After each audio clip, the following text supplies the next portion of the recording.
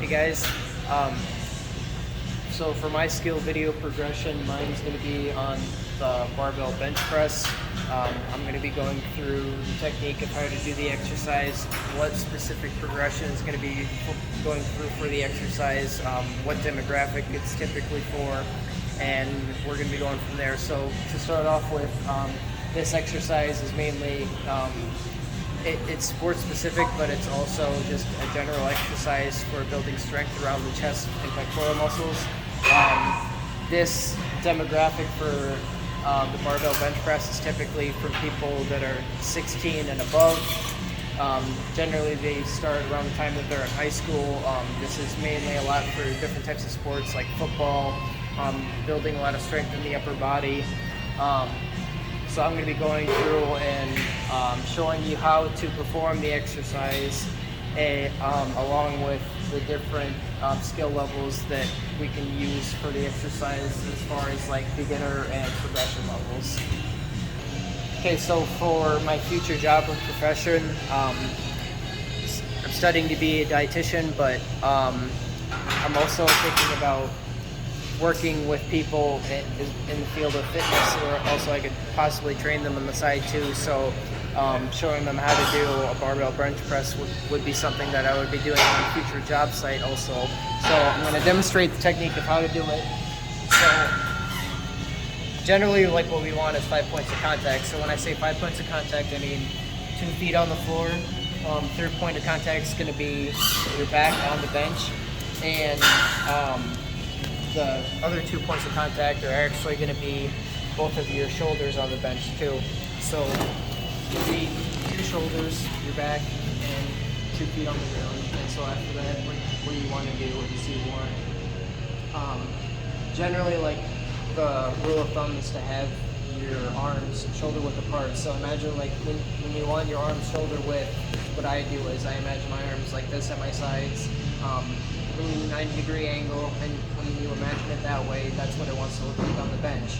So I have my arms at 90 degrees, and I have them fixed where it would be at shoulder width, and I'm imagining that, and I'm pushing up to find that on the bar. And generally the barbells show you where your shoulder width would be at, so you want these rings to be kind of like a guideline as to where your shoulder width will be at when you have it on the barbell. So put them pretty close to the rings, and sometimes I do the thumb rule where I have my thumb length like this, and when I have my thumb out like this, it tells me where both of my hands are. So put them right here, and they're both about pretty close right there. They're both pretty close to the ring. Might space them out a little bit further just so they're closer to the ring.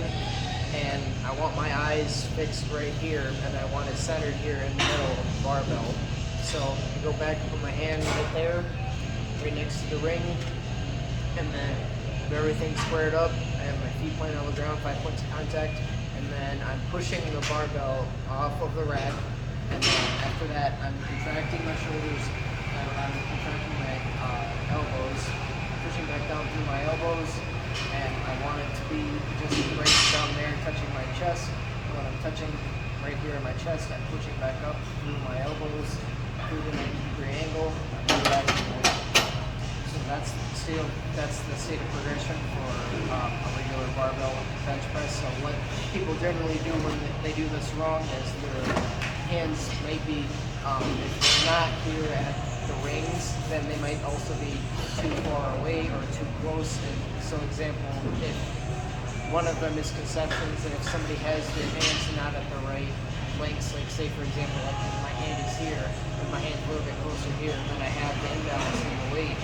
So it's going to come off, and if you're doing heavier weight, you're going to have that imbalance where you're not going to be able to balance the barbell because you don't have it at that 90-degree angle where the weight distribution is even. So you want the weight distribution even. And as far as misconceptions, one of the other mistakes that people make when they're doing this move is generally if they're doing heavier weight, so say for example, like I have my hands right here, and then I don't want my butt off the bench. So sometimes people will do this, and that's putting strain on your lower back. So you want everything in line, you want everything in line right up underneath the barbell, you want everything straight, you want it coming back down. want to be pushing back through because they'll be putting strain on your lower back. So generally we want to avoid that as two misconceptions about doing the barbell bench press. Alright, so for the beginner and advanced techniques, if the client or whoever the individual is that you're working with is having trouble performing the barbell bench press, a couple different techniques that you can probably do. One that I would recommend would be to use PVC piping. So even with PVC piping, you can put some tape on the sides too, where you want their hands to be able to performing exercise. And with PVC piping, if they're having trouble performing the movement, then all they need to think about when performing the PVC piping would be the form. So as opposed to working with the barbell, they have to worry less about the weight, and then you can just practice the form with them. So after they have the form down with the PVC piping, you can notch up the state of progression where you can go up to the barbell.